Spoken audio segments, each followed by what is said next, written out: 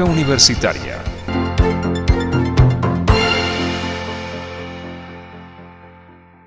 Bienvenido a un nuevo programa de La Franja Universitaria, un programa que se encarga de destacar a todos los profesionales e investigadores de nuestra Casa de Estudios Superiores.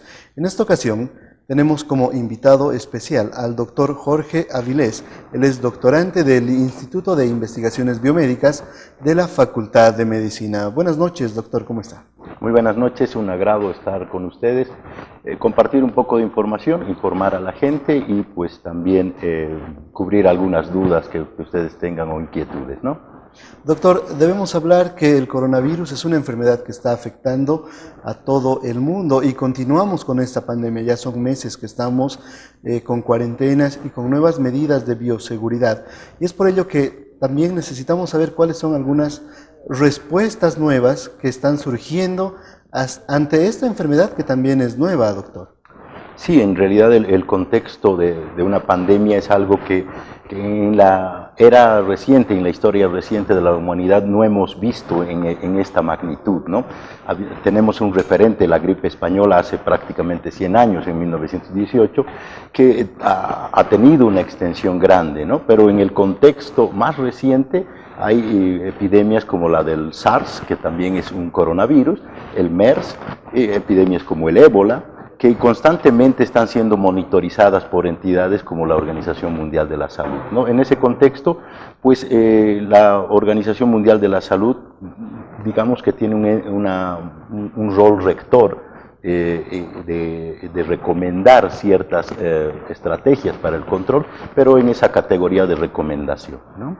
Como país, como Bolivia, también estamos generando nuevas respuestas ante esta enfermedad, doctor. Tenemos algunos nuevos fármacos que se estarían probando para poder también curar a las personas con esta enfermedad. Sí, el contexto de Latinoamérica es bien particular, sobre todo cuando hablamos de investigación y de la búsqueda de nuevas respuestas terapéuticas, hablando de fármacos, ¿no? Los fármacos que se utilizan en el contexto europeo, yo acabo de llegar de Bélgica, son muy diferentes por la accesibilidad, ¿no? que se tiene allá en primer mundo, digamos, la calidad de investigación que se está haciendo es mucho mayor y eso genera tratamientos mucho más complejos y a la vez también más caros, ¿no? Que en el contexto de Latinoamérica es probable que no sean accesibles por el costo y por la magnitud también de este evento, ¿no? Claro.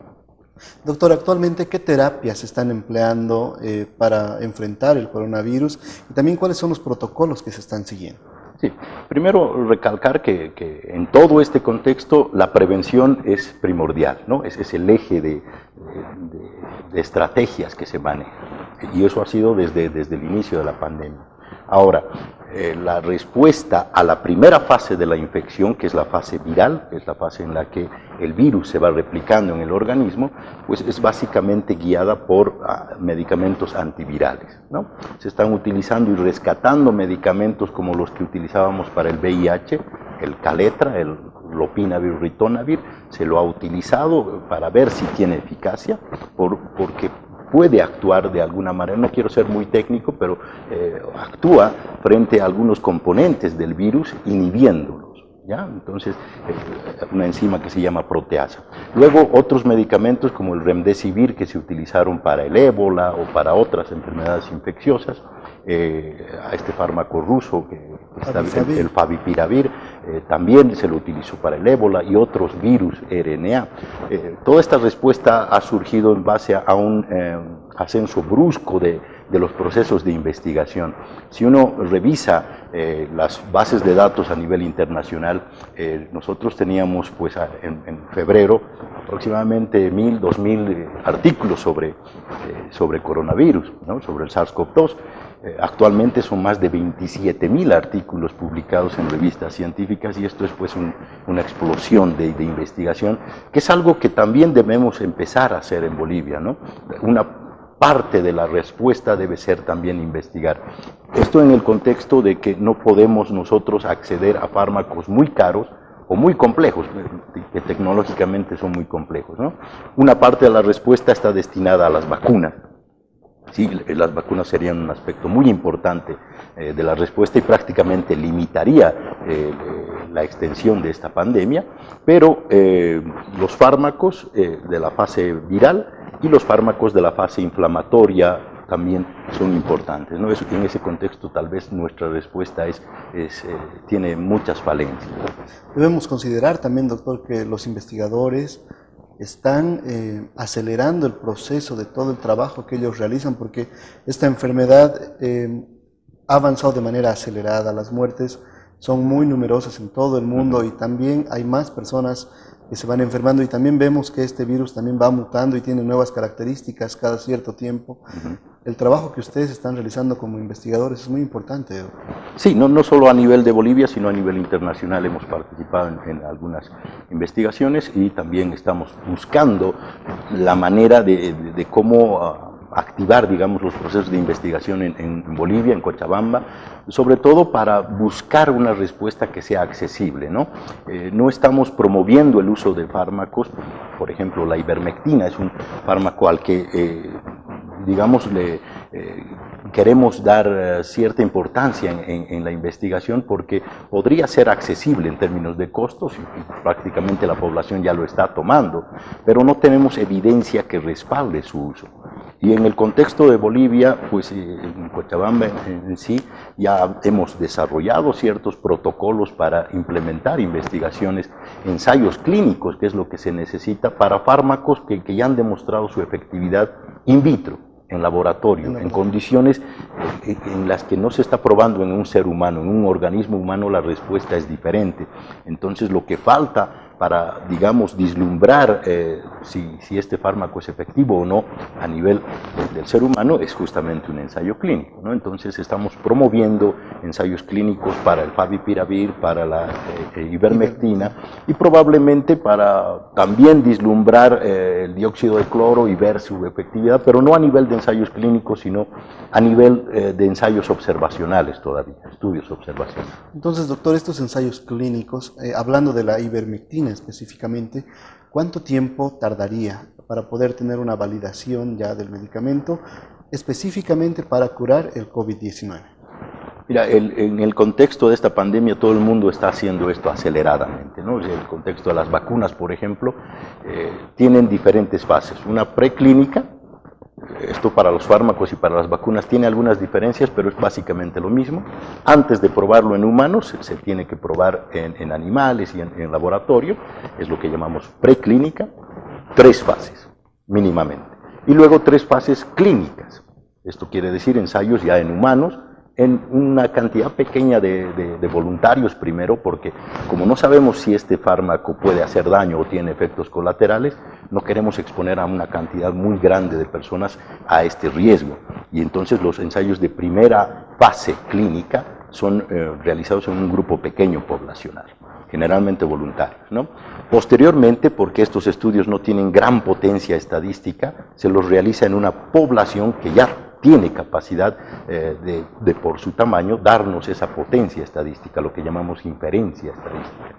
Y luego viene la fase de comercialización y distribución, que también está sujeta a investigación, porque no tenemos que olvidar que los fármacos pueden tener un efecto colateral a largo plazo. Lo que estamos evaluando en estos 3 ensayos, digamos las primeras 3 fases, son los efectos primarios, ¿no? Los efectos inmediatos. Entonces todavía nos faltarían 2 fases para poder consolidar estos medicamentos aprobados, por así decirlo, para combatir el COVID-19.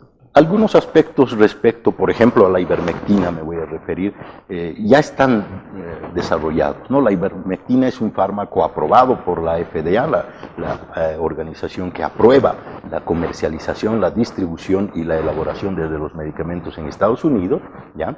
En nuestro medio es la AGMED la que regula todo esto, ya tiene el permiso de comercialización y desde hace 30 años se lo usa como un antiparasitario. El problema es que como antiviral tiene una historia, se lo ha utilizado para diversos virus, incluso para el VIH, ¿ya? Para tratar infecciones por virus, ¿no? Fiebre amarilla, dengue, son parte del historial de la ivermectina.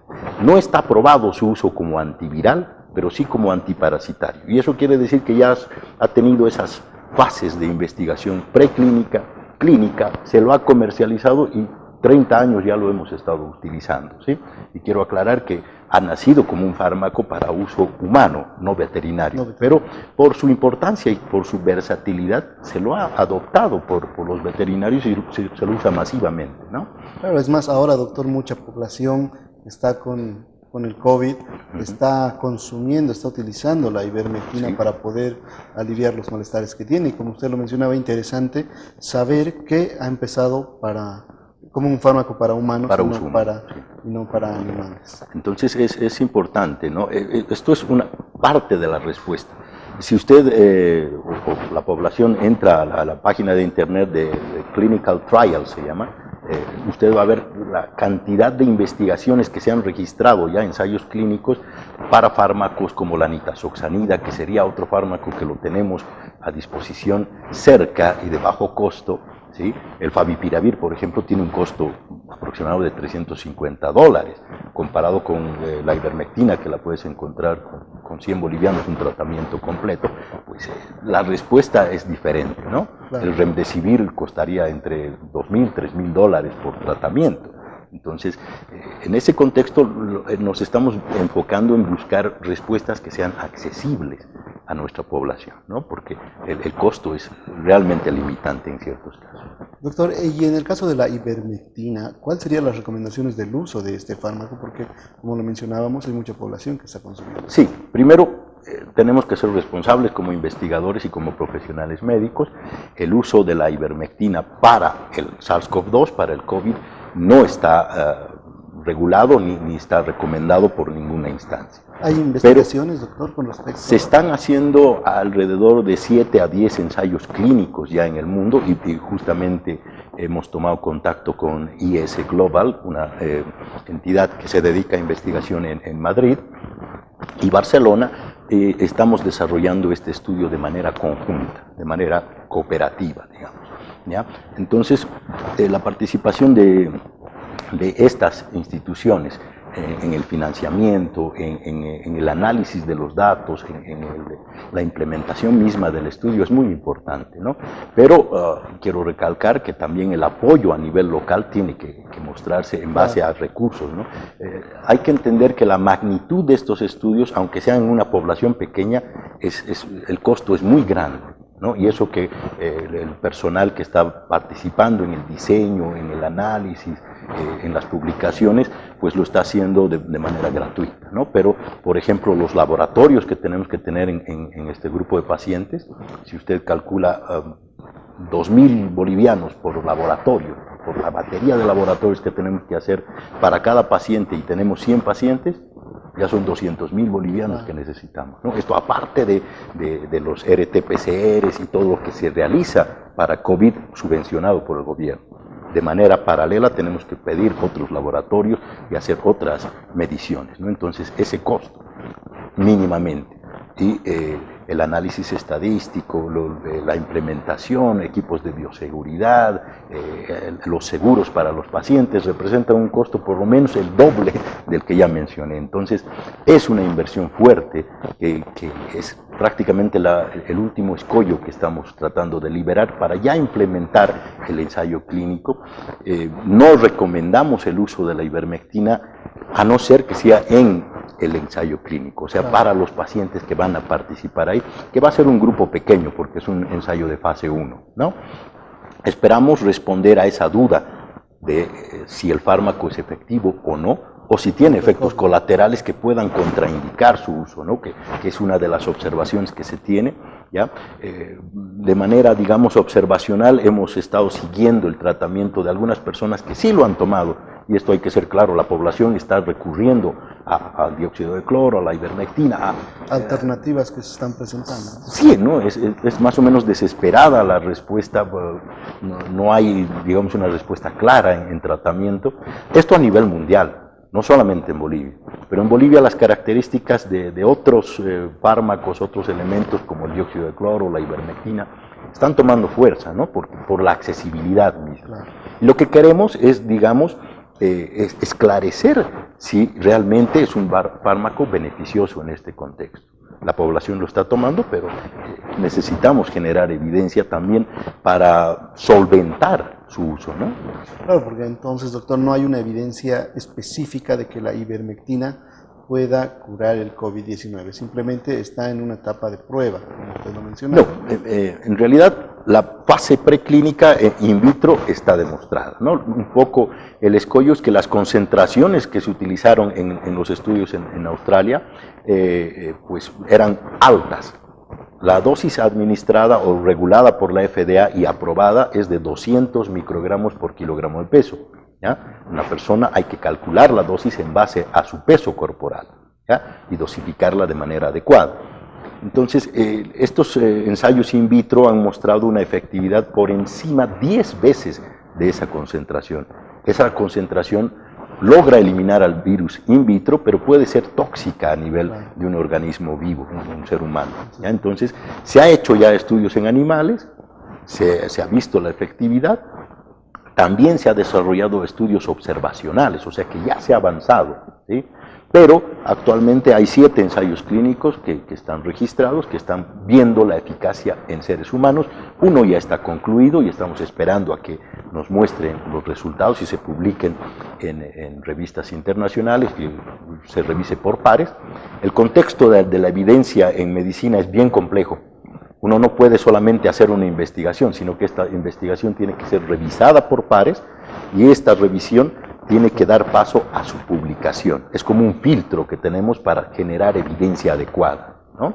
Entonces, doctor, lo que usted mencionaba también anteriormente es que para poder efectivizar el uso de este fármaco en nuestro país se necesita también el apoyo de nuestras autoridades para que puedan acelerar este proceso, porque es esa parte que la población no conoce, es esa parte que nosotros como ciudadanos comunes no conocemos, que realmente se necesita una inversión fuerte porque no vemos todo lo que pasa detrás de los laboratorios. Nosotros pensamos que alguien nos dice ivermectina es un medicamento que ya está funcionando, pero no sabemos cuál ha sido el costo detrás de eso, ¿no? Y como usted lo mencionaba, incluso hay médicos, investigadores, biólogos, bioquímicos que están trabajando en eso de manera gratuita, doctor. Sí, sí. Entonces, la respuesta por parte de un gobierno, si usted analiza la respuesta nuestra, primero ha sido pues tener medidas de aislamiento, confinamiento, la cuarentena, que ha sido una respuesta global prácticamente, ¿no? La OMS declara esto como un evento prioritario de salud pública y recomienda a los países cerrar sus fronteras y tomar las medidas para el control de esta infección. Pero como le digo, esto es una recomendación.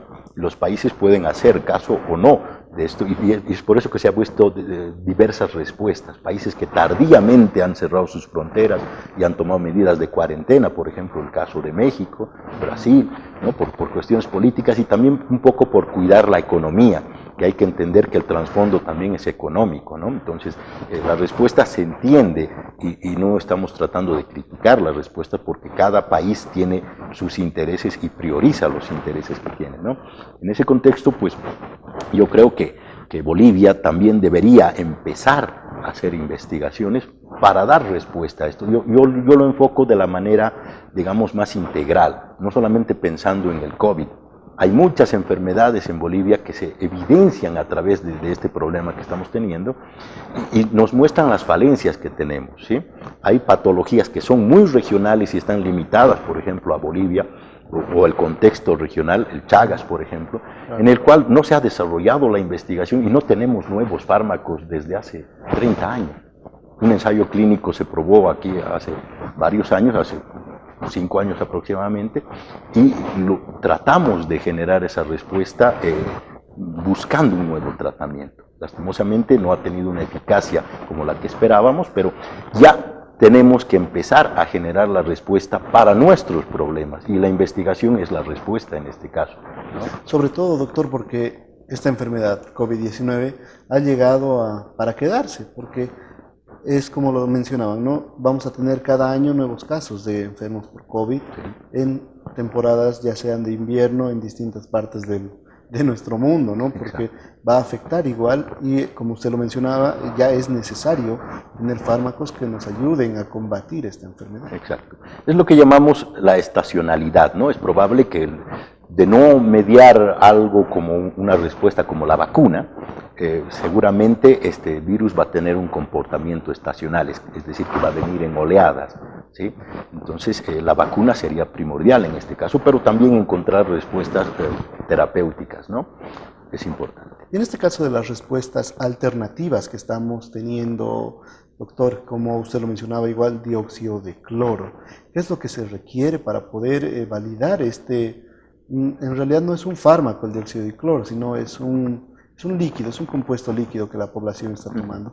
¿Qué es lo que se requiere en este caso, doctor? En realidad es un compuesto que es un agente oxidante que se ha utilizado como desinfectante y tiene muchos usos, ¿no? Pero el problema con el dióxido de cloro es que no tiene, por ejemplo, comparado con la ivermectina, todos esos procesos de investigación y ensayos clínicos. Entonces habría que partir con investigación. La respuesta de San Simón a través de un comunicado que estamos emitiendo un grupo de investigadores de la San Simón es también no generar ideas de recomendación, pero tampoco podemos no validar el uso de este fármaco porque no existe evidencia. Entonces, el problema es ese y la respuesta debería ser la investigación. Pero como le digo, la ivermectina ya tiene aprobados todas las fases y se comercializa como fármaco. Y está aprobado por la FDA, la AGMED y cualquier instancia. El problema con el dióxido de cloro es que incluso la AGMED no recomienda su uso y además penaliza la elaboración y distribución de este elemento, ¿no? Entonces, si queremos hacer investigación para el dióxido de cloro, tenemos que partir desde el nivel más básico y tal vez realizando estudios observacionales, aprovechando que la población ya lo está tomando, ¿no? Claro. En este caso hacemos lo que llamamos estudios retrospectivos. Preguntamos a la gente sobre su exposición al virus, el momento en que ha tomado el dióxido de cloro y la posibilidad del resultado de enfermar o no. Entonces, ese tipo de estudios son previos a los ensayos clínicos y podríamos partir con eso. Tenemos toda la capacidad y creo que la universidad ha logrado formar profesionales que pueden dar esta respuesta, ¿no? Sería bueno entonces conformar un comité científico, por así decirlo, para que inicien unas investigaciones pertinentes para el uso del dióxido de cloro. Exacto.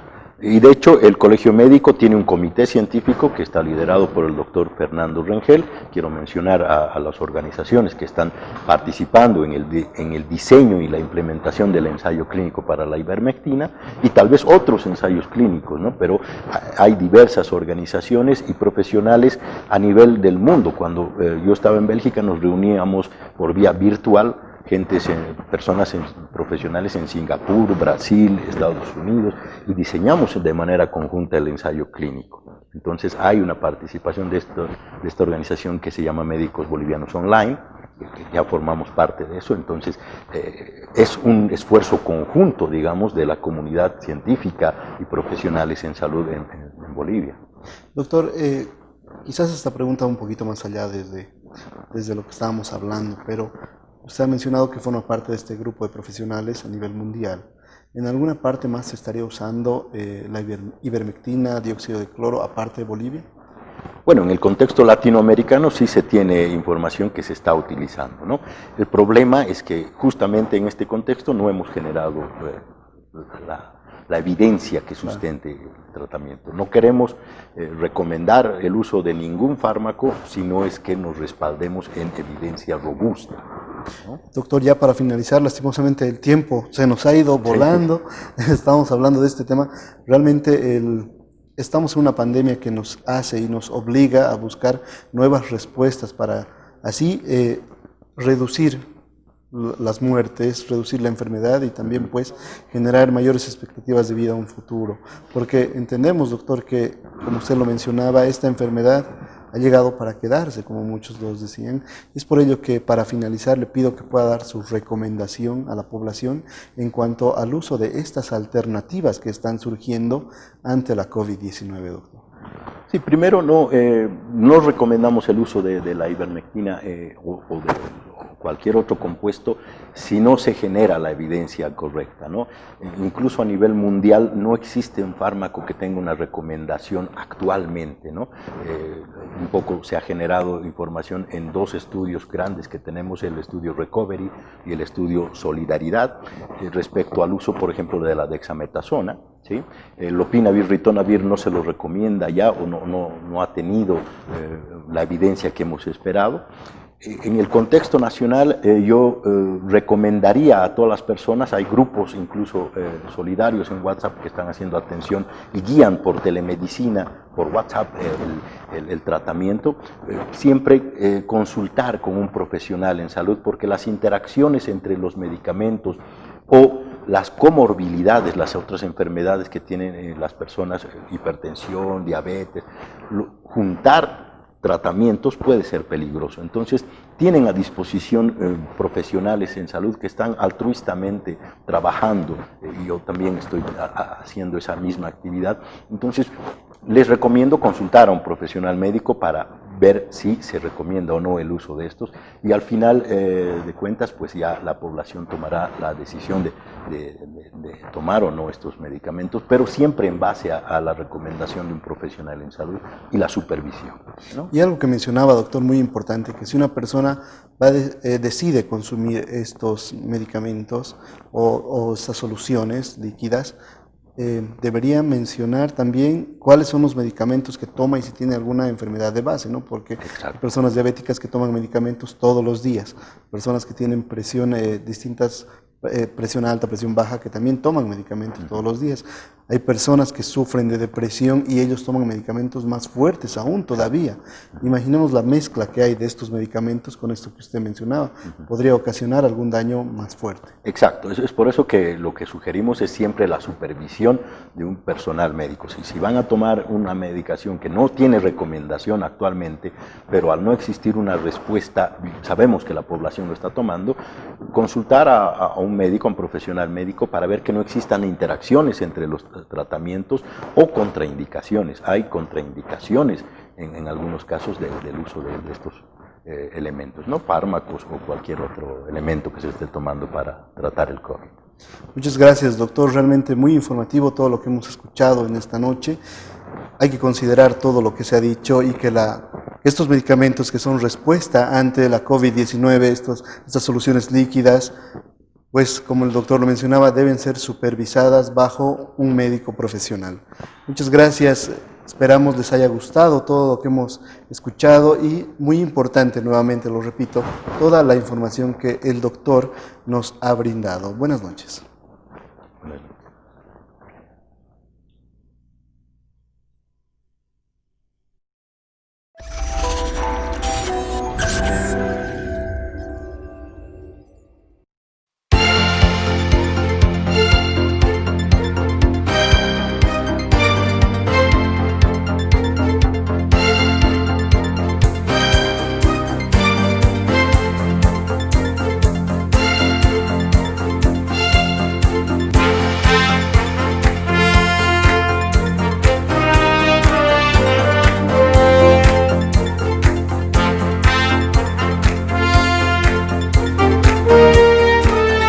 Franja Universitaria.